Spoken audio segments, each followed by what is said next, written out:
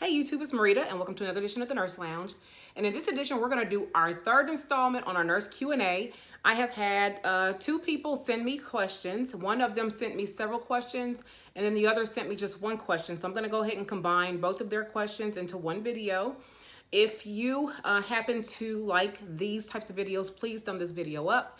If you have questions yourself about nursing or OB specifically, put them down in the comments below, or you can email me. I'll have my email in the description box below. But if you want to see what this video is about, what everybody's asking, see what my thoughts are, then you should stay tuned.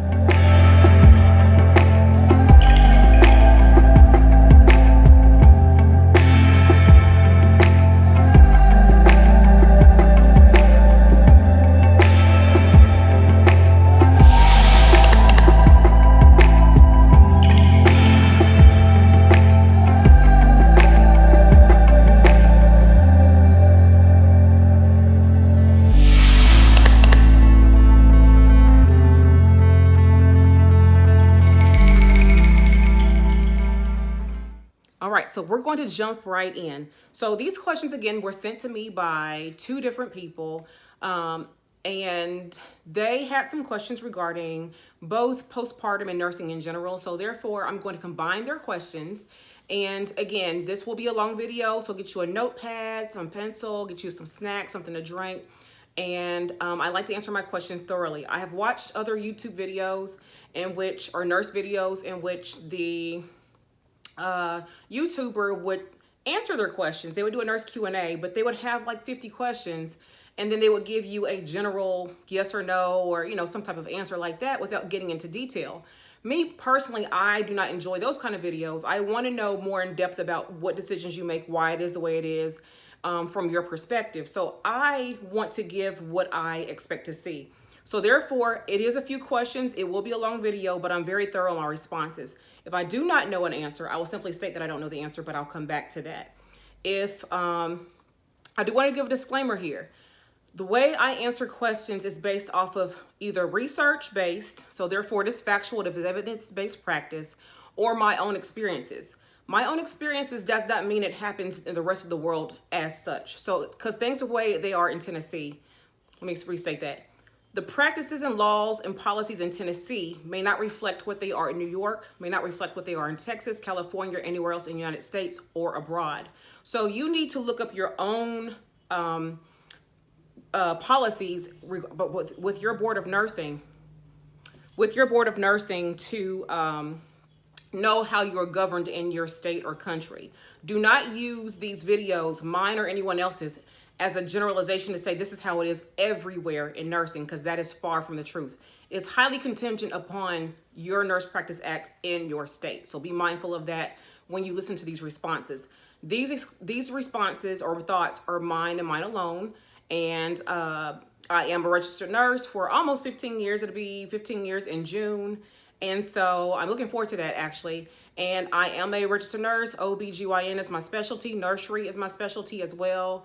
I am a nurse educator, so I'm not coming to you as someone who just sharing with you just some random stuff. This is evidence-based information that I usually provide. And if it isn't my experience, I will say this is my experience. That way you'll know this is not something from literature. This is something more specifically to my personal experience in that nursing realm. So I have my phone here, so I'm going to go ahead and jump right in. I'm going to answer the person who sent me one question first, and then I'm going to jump into the other person who sent me I think 6 questions. So I'm going to answer all of her questions and hopefully this will be helpful to you. And if you have questions, definitely put them down in the comment section and the next Q&A will be just for you. So let me jump right in. So the person says, she says, I have a lot of questions. She said, one subject matter that keeps coming up amongst my peers is starting off in med-surg. Personally, for me, it's too many variables. I love how you state that postpartum is a specialized med-surg. However, it's a constant conversation that new nurses should start here. What are your thoughts? So I have a lot of thoughts regarding that. And this is not evidence-based. These are my thoughts. So, you know, take it as such. It's just my thoughts. I personally do not feel, well, let me backtrack. I will say this, if you have no idea what area of nursing that you want to go into, So you have been through nursing school, you've been through all your rotations, you've been to the ER, OR, ICU, OB, med surge, you did wound care, you did all different types of nursing rotations, and you still have no idea what you want to do, then I say yes, med surge is the place for you to start, because that's where you get fundamentally your basic skills, your time management, your prioritization, and things like that. I think it is essential to go there if that's what you want to do, if you have no idea where you want to go in terms of the future. Now, with that being said, I will say too, sometimes you have to start off in med surge to move on into other areas. So for ICU as an example, some places require you to have 1 to 2 years of med surge experience before you can move into a specialty area like ICU. If that is a requirement of theirs, then yes, you should obviously start in med surge first. However, that is also contingent upon the floor that you're trying to get to. So back when I first started or came out of nursing school in 2004, it used to be required that you go to med surge first before you go to any specialty, so OB included. They began to transition from that the year that at least where I live, the year that I finished school. So I found a job right out of school in OB. OB is what I've always wanted to do, and that's, what I'm still doing, but that's kind of the area that I really want to go into. So when I found that as a job and they were hiring new graduates, I definitely jumped on the opportunity to definitely get that job or apply for that job. I was hired for the job, and I have loved that area of nursing. That job itself, I didn't per se care for. The place that I was working, the people I was working with, I didn't care for. But OB in general, I actually love. So I did not go to med surge first. I have no regrets about going to med surge first. And as I stated in my last Q&A, postpartum is a specialized med surge. I deal with everything, well, not everything, but almost everything that you would deal with on a med surge floor, with the exception that we don't have men, obviously. And I have, anything from drug moms, babies withdrawing. I have NG tubes on our floor. We have high-risk OB on our floor. So anything when it comes to a regular issue, a regular concern like diabetes or hypertension, they are magnified when you have a pregnant woman involved in that situation. So therefore, we are a specialty for a reason. And I do blood sugars all the time, blood pressure issues all the time. We do thyroid issues all the time. Again, drugs all the time, mental health. So if you have diabetes, back to that example, if you have diabetes and you are here for blood sugars and you're here to get, your blood sugars under control and get on a medication regimen, we do all that. So you do that in med surge too. The only difference is our patient population is very much focused on a certain age group. So anywhere from your, teens to late 40s or so. So we're not dealing with a lot of the geriatrics. I take that back. We have GYN surgeries on our floor. That is med surge. So, but it's female med surge. So anybody who comes in with a female issue, so a bladder prolapse, a hysterectomy, just women issues, things like that, surgeries for women issues, we handle that on our floor, which is strictly med surge. So again, it's a specialized med surge, but gynecological care is med surge. So I do deal with the elderly population. We have people who are 70 years old with comorbidities, in addition to the fact they're having surgery, people with asthma, people who smoke. So for me personally, I do not care for med surge. And I personally feel that if you can handle it, go do it. But I personally feel that I want to care for people who I want to care for. And I want to make sure that I give them the best possible care that I can possibly give, because of the fact that this is something I enjoy doing. And to each their own. No one is going to make you do something you don't want to do in regards to which area you pick. Now, if you happen to live in a city or a state or whatever that requires you to do med surge first, then that's where you live and that's what you have to do. But I find that it's very difficult for a lot of people who get into med surge to transfer into another area of nursing, because of the fact that sometimes they're like, okay, no, well, you don't have an experience in OB, or you don't have an experience in ER, so we're not going to hire you. We're going to hire somebody with experience. Well, how do you get experience until somebody gives you experience? So sometimes you have to kind of move around and do what you have to do in order to get to where you want to be. So to answer her question, which I think I have, if you want to do something else outside of med surge first, do it, as long as they will hire you that way. If what you want to do it's required to have so many years of med surg experience first, then do it and then move on. Sometimes you have to move to where you want to be. So you can't be in a situation where you're like, well, I want to stay in this small town and this small town says I have to do X, Y, and Z. I don't want to do that. You may have to move. And that's just kind of how nursing is. Nursing is so vast and so broad. You can move anywhere in the States and have, opportunities to do the things that you want to do that your city or state may not allow you to do. So it just depends on how vested you are in your situation in terms of whether you want to do med surg, you're okay with it, or like me, I just despise it. I cannot stand med surg. Not knocking any med surg nurses out there. If that's what you do, that's what you do. But that's why we have different specialties in nursing, because we all do what we want to do. Some people perceive OB nurses as very lazy, as they think they're special. I can't attest to that. I mean, there are lazy nurses in med surg because I've met them. There's lazy nurses in every component of nursing because I have met them. So we are a specialty who work just as equally hard as someone who works in med surg, ICU, or whatever. We all have our situations in which it makes it more chaotic for us compared to other areas. So we don't have techs on our floor, where in med surg, they usually have techs. So yes, you have maybe up to 8 patients, but you have a tech. I have 6 patients, all high acuity, no tech. So I work just as hard as you do. It's just a different kind of hard. So anyway, hopefully I've answered that question. Now we're going to move on to this other person's questions, and she asked several questions, okay? So I'm going to take hers question by question. She asked 6 questions, and so I'm going to take hers question by question and answer them to the best of my ability. And most of these, I want to say, are OB related questions, and some of them are nursing questions in general.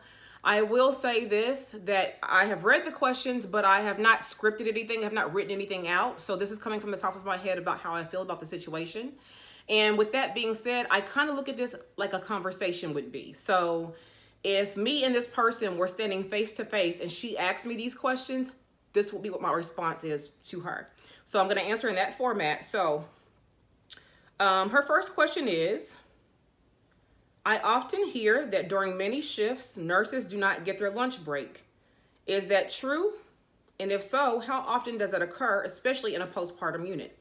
That is a very good question. So, if you think about that senator in Washington, I don't want to give her a lot of attention, but she had mentioned something along those lines. And so on my floor, we do get our lunch breaks. But we may not get the additional 15-minute break that we're supposed to get. There are times when I say I get my lunch break, but it's more so, well, we put it this way. We do get a lunch break. And for us, we don't clock out for our lunch. We have a 12 and a half hour shift, and they just deduct our lunch from our pay. And so if for some reason we did not get lunch, there's a form we have to fill out to say missed lunch. And we have to put the reason why, very busy, heavy senses, high acuity, whatever happens to be. And they will pay us for the extra 30 minutes. But for the most part, we always get our lunch break. And there are some times where we don't. I would have to say in the past year, I probably honestly did not get a lunch maybe 3 times. Now, with that being said, I got my lunch, but let me explain to you how I got it. Our cafeteria is only open from 11 to say 2:30 for lunchtime. And that is a very busy time for us. So even though we get a lunch, I may have to run down to the cafeteria, get my food, put it in the refrigerator, come back and finish my care and eat lunch at 3 or 4 o'clock in the afternoon. So yes, I got a lunch, but it wasn't during the time in which my food was the freshest or the hottest or the warmest or the coldest if it's a salad. It's not like that. You eat lunch when you can eat lunch. Now, some hospitals or some floors have it where it's just, okay, you're eating lunch from here to here. I'm going to cover your patients. It depends on your staffing situation. If you have a charge nurse who does not have patients or a charge nurse who does have patients. When you have one that does not have patients, sometimes that charge nurse will cover you while you go to have your lunch. In my case, our charge nurse takes patients. So therefore, if we have 2 nurses, one of them is a charge nurse who has 6 patients.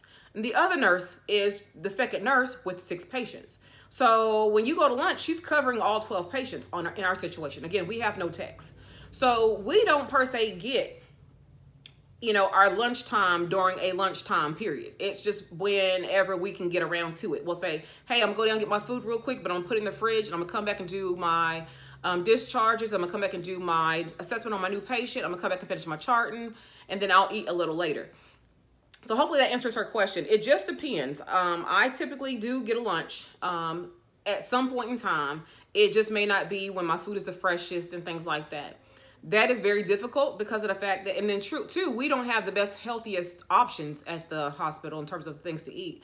So a lot of things, if you want them to taste good, you need to eat them immediately. So there's times where I've had to take a bite of this or that and the other, and then go run and do something real quick, or I'm charting and then I'm taking a bite, which you can't do that at the nurse's station, but we have no choice sometimes. Or sometimes I'll pull a cow, like the computer on wheels, into a room, an empty room, like our staff lounge, and I'll chart in there while I'm eating.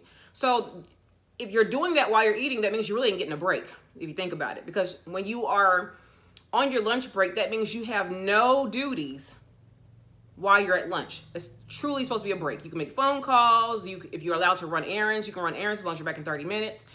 You can eat. Where you have no nursing duties is what lunch is supposed to be for. But there are times where, yes, we do get to eat, but we don't always per se have not a responsibility. Otherwise you get so far behind, like in your charting or things like that, that you end up having to stay over.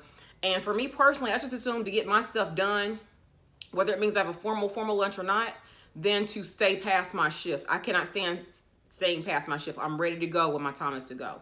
So it just depends. Majority of the time I do get a lunch break, but I may not get that 15-minute break that we're supposed to get. And that's just the nature of nursing, and it doesn't really bother me. Number 2 says, did you ever experience body aches like back, leg, or feet aches while being a nurse? She said, in past jobs, I have had a world of experience. No, I would experience feet pain from standing for long periods of time, even in semi-comfortable shoes, not even 12 hours. Do you ever experience body aches like back, leg, or feet aches? Absolutely. To be honest with you, my leg and feet are a big issue. Not so much back anymore. I always try to make sure that I have good body mechanics. That's the big thing with nursing. Good body mechanics. Raise your bed up. Don't bend over. So raise your bed up. Lower it back down when you're finished taking care of your patients. Squat instead, if you can squat. Push instead of pull if you can do that. Make sure you have help if you need help. But when it comes to the leg and feet aching, I think that even with the best shoes, you're going to have some of that. I will say this, invest in your shoes. So I spend at least $200 on a pair of shoes for work. I know that sounds like a lot of money, but when I did try to buy something cheap, it really backfired on me. My feet really hurt really bad. I just from now on have always, spent the money. So if I'm gonna, spend money on something for myself, it will be in some shoes. Okay, so I spend at least between $150 to $200 on some shoes, and I usually buy about 2 pair of shoes per year. So that's like $400 in shoes that I spend, because I need to make sure that I have arch support, and I need to make sure that I have insoles. And for me personally, I buy running shoes. Running shoes will support you at your ankle. If you tie them properly, they're meant for runners. So runners have arch support, they have ankle support, things like that. So I always buy running shoes, usually by Nike, but you can get whatever brand you happen to like. And then for the leg, make sure you get you some compression stockings. I have compression stockings, and I've been wearing them religiously for the past, I want to say 3 years. When we were in nursing school, they made us to believe that those were for like old nurses. I'm telling you, you don't want those varicosities on your legs. So definitely wear those compression stockings. And I have several pair. Matter of fact, I'm gonna actually do a video on like what scrubs I wear, what shoes I wear, and my compression socks here in the near future. I actually ordered some Saturday, and I'm waiting on them to be delivered today. So maybe in the next week or 2, I'll have a video on what I wear scrubs wise, what's comfortable for me. I am plus size, so therefore I need something comfortable for me. And so I always make sure that I have good comfortable clothes, not restrictive, and then also compression socks.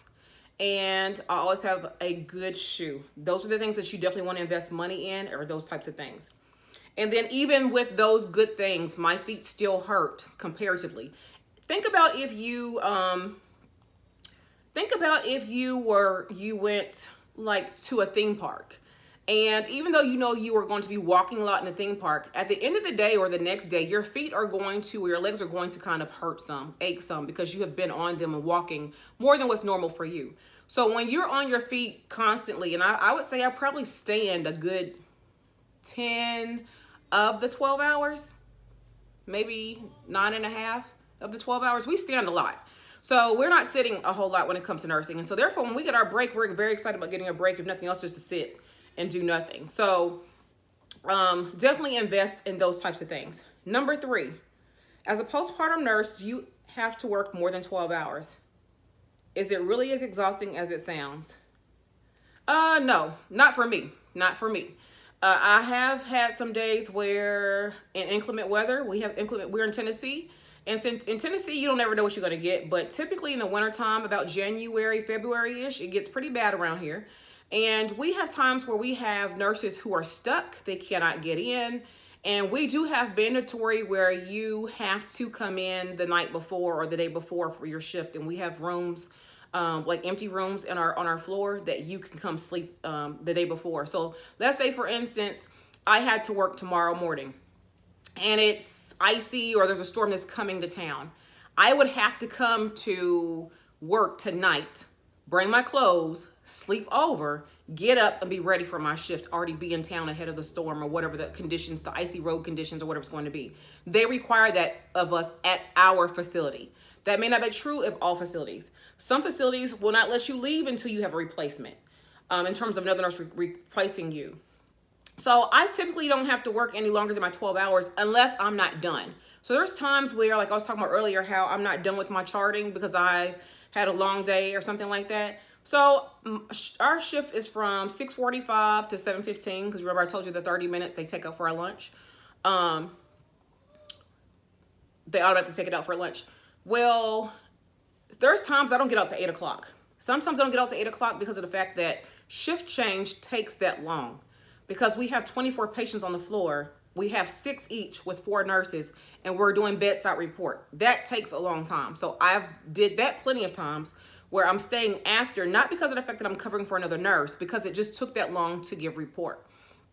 Or what else, other situation? I want to say that's pretty much the biggest situation that I have, is where I have to give report and it takes a long time. I'm finishing up patient care. I have a patient who is a new admission at 6:45, which we hate because it takes a long time for that. Where, but I wouldn't say for us it's mandatory. For us, I have met nurses who had to work an additional 4 hours, so they worked 16 hours instead of 12. We don't have, our staffing is pretty okay for the moment, but in times where we don't have staffing, adequate staffing, there's times where they'll say, hey, can you stay for another 2 or 3 hours until we get somebody else in here? And, you know, sometimes they give an incentive for that, meaning they're going to pay you, like, say, time and a half or some type of incentive for you to stay. Sometimes they give us a gift card to Sam's or whatever, just, you know, just as a token of saying, hey, thank you for staying for those extra hours. But for me, I typically don't have to do that. I typically, you know, am getting off about, I'm usually out of the hospital by 7:30, 7:45-ish, something like that. And that doesn't really bother me as long as I have stuff that I had to get done. It does bother me if I'm waiting on another nurse to come in. So if she's chronically late, I cannot stand that. So it does bother me when I have to wait on somebody to come in. Otherwise, it really doesn't bother me. I want to say that's pretty much it. So yeah, we don't really have to work more than 12 hours. And postpartum, it's exhausting. She said, is it really as exhausting as it sounds? Yeah, it is. On a day like, it depends on the day of the week that we have. If it's a Sunday or Monday, it's pretty much not, because a lot of patients are going home. Now on Monday in our unit, we are building back up for the week. So therefore on Tuesday, Wednesday, Thursday, by Friday, which I work a lot of Fridays, it's terrible on Fridays. So we have, you know, the whole floor is usually full with all these high risk people. And it's very difficult. So it can be exhausting on some days. There's some days that I'll finish my shift and be like, you know what? I don't even want to come back anytime soon. And usually I schedule myself accordingly. I'm PRN, so I don't schedule myself days in a row. I'll schedule myself one day here, usually about one day this week, one day in 2 more weeks, and one more day in another 2 weeks. That way, if I had a bad day, it gives me time to recoup from that bad day. And that's pretty much it. Let's see. She says number 4, is a nursing career math heavy? Yes, nursing career is math heavy. You need to know how to do your own dosage calculations, because our Alaris pumps that we use, it does it for you. But there's times where I'm like, okay, this is a computer. Computers can be wrong. So I think you need to know how to convert, for one, your, say, grams to milligrams. So if something is 2 grams, how many milligrams is that? That's 2,000 milligrams. You need to be able to convert that. You need to be able to convert, in an OB anyway, you need to be able to convert kilograms to pounds and vice versa. Not necessarily because of the babies per se, but a lot of our medications like gentamicin, it's based on her body weight, and they do the body weight measurements in kilograms. So you need to convert her body weight from pounds to kilograms to be able to come up with the correct dose. And so once you come up with a certain part of that math, then it will calculate the rest of it for you, like how fast it's going to infuse and all that. But you as the nurse have to check to make sure that's right against the order. So I would say, yes, it is very much math heavy. You need to know how to do those dosage cal for sure. You need to know the metric system for sure. You need to know the standard system, which is what we use, for sure. And you need to know how to convert those for sure.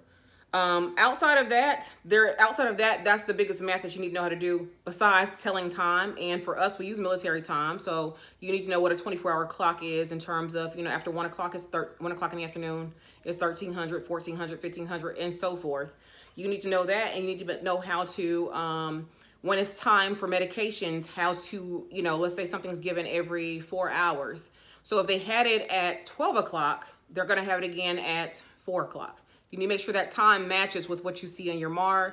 Make sure that the patient's aware he or she has medication that they can have again, or is scheduled or whatever at that time.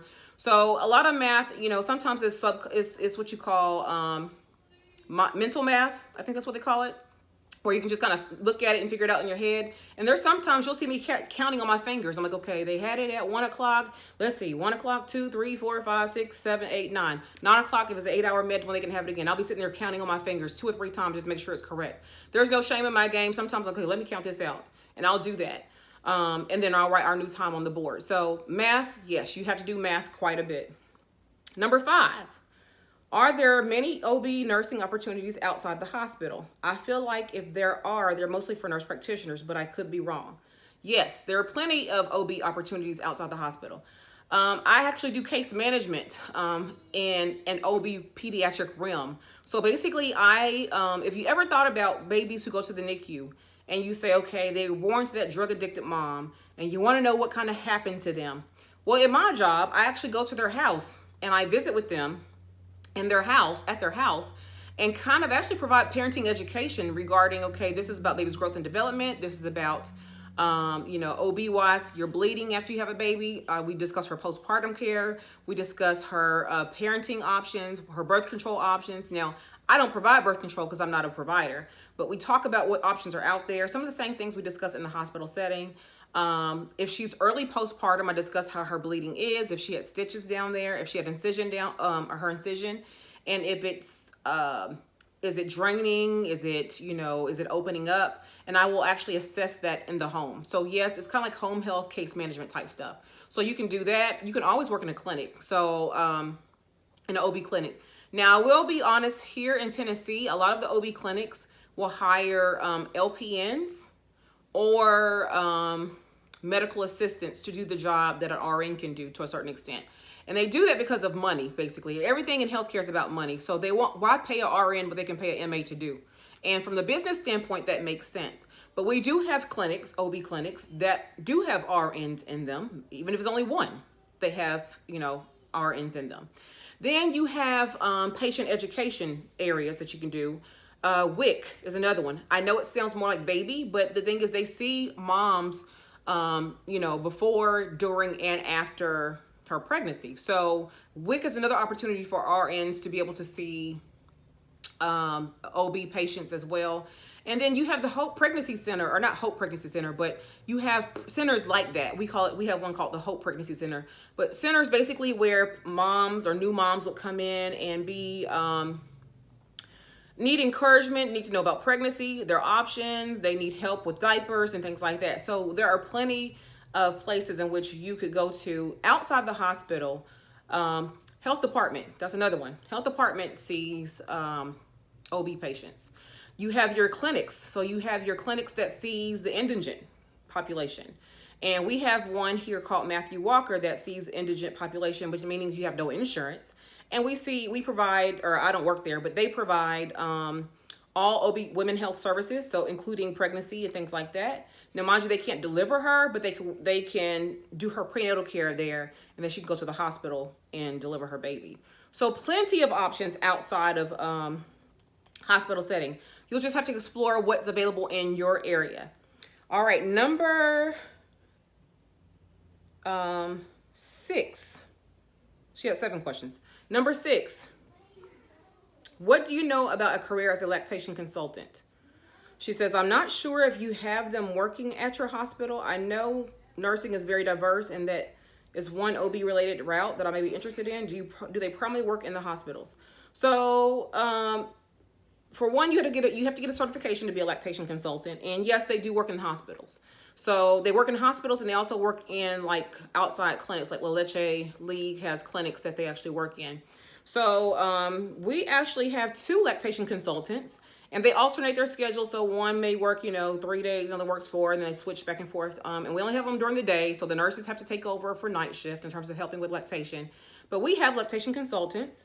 And do they primarily work in hospitals? Yes, they do. But you can see lactation in clinics, like I said. And a lot of times they will have outpatient clinics where you can go to and get help if you need extra help with getting a pump, purchasing a pump, a high-grade hospital pump. They will show you latch techniques. They will show you like nipple shields and things like that. They will talk to you, encourage you, and all that. And I'm not a certified lactation consultant, but when I do my case management job, I do go out and help with breastfeeding. So there are plenty of opportunities that you can do inside and outside the hospital. But again, it depends on your demographic of your area and what the needs are and resources that are available in your area. If you live in a small town, you may not have some of the things that we have in a larger town. So you have to keep that in mind as well. And you may have no lactation consultants in your hospital if you have a 100-bed, hospital. And if your unit is only a 5-bed, say, postpartum unit or something like that, you may not have a lactation consultant. They're not going to spend money on a lactation consultant when they need that to actually pay for a nurse. So it just depends on where you are, where you're at. But for the most part, yeah, we have lactation consultants. We have 2. And then number 7, how do nurses balance working 12-hour shifts while having a family? Now all these are great questions. I struggle with this number 7, this question. It's very hard. I always say that nursing is not a family-friendly profession at all. You miss birthdays, you miss holidays, you miss weekends, you miss your summer. If you work night shifts, then you are missing daytime events, plus you are sleep deprived. If you work day shift, you're still missing some of those things, but you still get to see some of those things depending on when the schedule comes out. The hardest thing is not so much the 12-hour shifts, which that is an issue. It's the fact that we as nurses have our schedules come out at least 2 months in advance. So when you are asking family members, okay, like what this is the end of April, and so let's say for June, you have asked them, and we actually had our schedule out for June back in March. So back in March, February, March, basically. If I ask my family, so do we have anything going on in June, as an example? And they're like, oh, no, we have nothing going on. So I go ahead and make my schedule because we have nothing going on in June. And then guess what? A concert that we want to go to comes up. If I'm scheduled to work, I can't go unless I find somebody to work for me. So like Monster Jam is coming to Nashville here soon.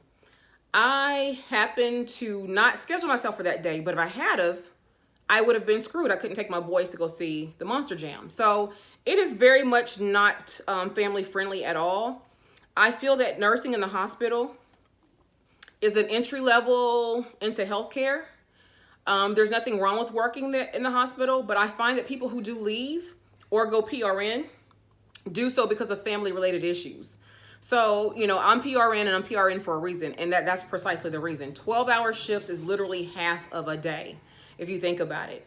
I always tell people when I am at home, I'm like, okay, so if I'm working night shift as an example, if they're working night shift, so they went in at 6:45 tonight, and I'm still up, still up doing my thing. I go to bed sometime tonight. I'm a night owl, so I may go to bed about midnight or so. I get up at 5 something in the morning to get my boys ready for school. And just to think about, those nurses are still sitting up there at that hospital. Like, I have did my daily activities, my nightly activities. I've went to bed, I've gotten up, got my boys ready for school, and they are still at work. It's half of a day. And then it depends on how far you have to commute. I drive about 1 hour and 15 minutes one way to work. So that's about 2.5 hours. If that's no traffic, 2.5 to 3 hours round trip that I am driving. So my day is really a 15-hour day instead of a 12-hour day. So for me, it's even more so important that I do the things that I need to do, spend time with my kids and things like that, because I am gone literally from the time that they get up. I usually leave before they leave for school, and I don't come home sometimes until they have already went to bed. Or if it's a weekend, they're waiting up on me to come home. So I'll get home probably about 9 o'clock at night, and my boys are waiting on me to, come home. So it's not family friendly at all. I wouldn't say that it's a bad job to have. I think that everyone should get some hospital experience under your belt as a nurse. No matter if you do it for, 2 or 3 years or 30 years, get you some hospital experience. When you get your experience, go PRN or do something else, but just know that you have a good foundation of working in a hospital. And I think that's the essence of nursing in all actuality, that you have good foundations in nursing. No matter what area of nursing you work in, you have a good hospital foundation of nursing. I think that's very important. Now, she asked, how do you balance working? One thing with balancing working, it depends on if you're working full-time or part-time or PRN. If you're full-time, it's harder, obviously, because you're working 3 shifts per week. And if you're required to work call, like to be on call, like have a 4th shift on call, and depending on your staffing situation, you may be working 4 shifts per week every week.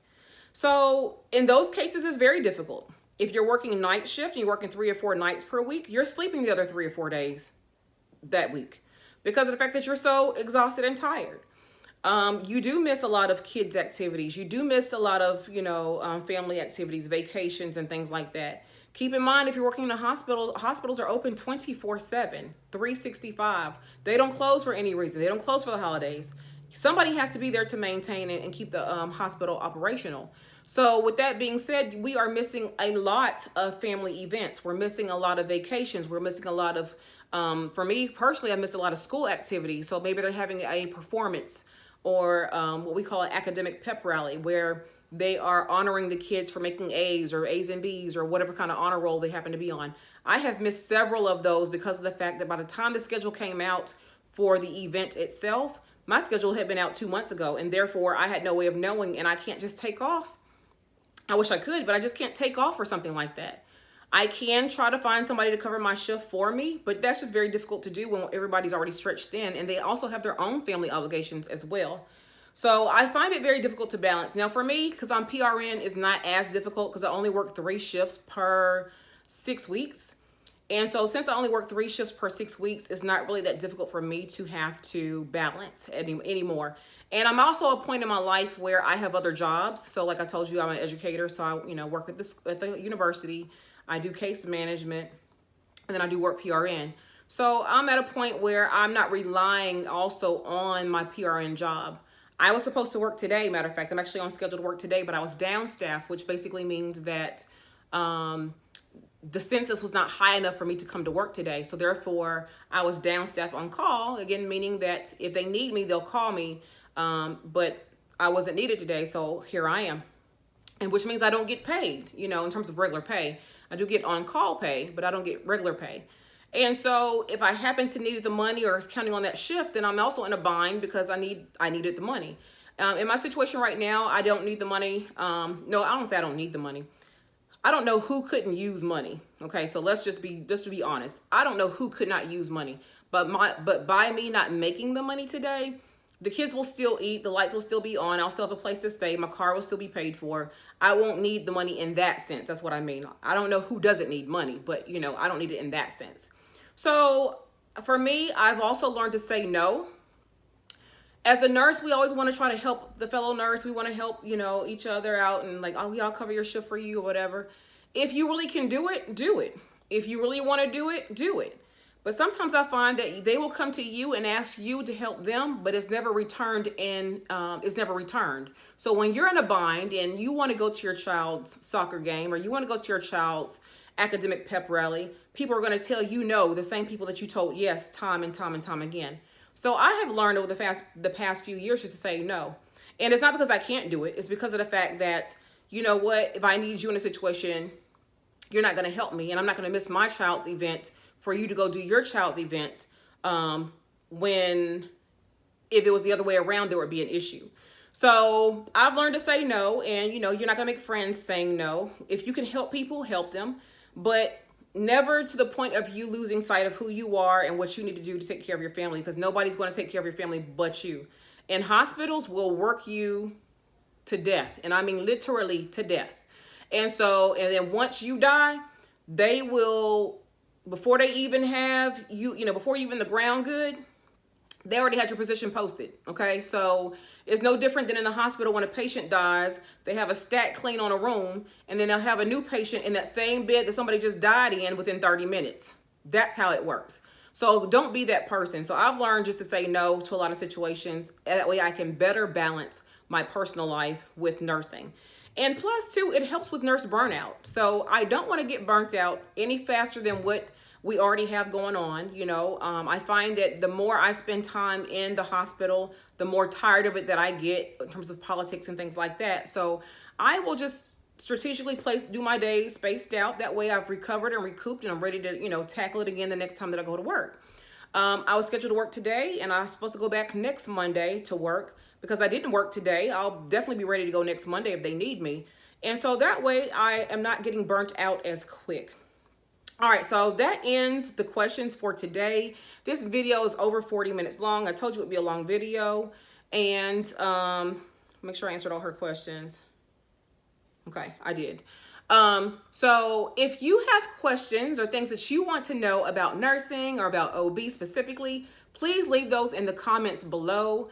If you like this video and want to see more videos like this one, please thumbs this video up. If you look at your banner at the top, you'll see two Instagram icons, and those icons will take you to my IG page. Did I say YouTube icons? I meant IG. Whatever I said, I meant IG icons. They will take you to my IG pages. One is my nursing page, and one is my personal plus size beauty page that I have. Feel free to follow me on both, or one, whatever interests you. This video, or not this video, but this channel is primarily for nursing, and I will definitely try to have videos up once a week on nursing. However, I am in school myself, and I just got back from Jackson, Tennessee, which is where I go to school at.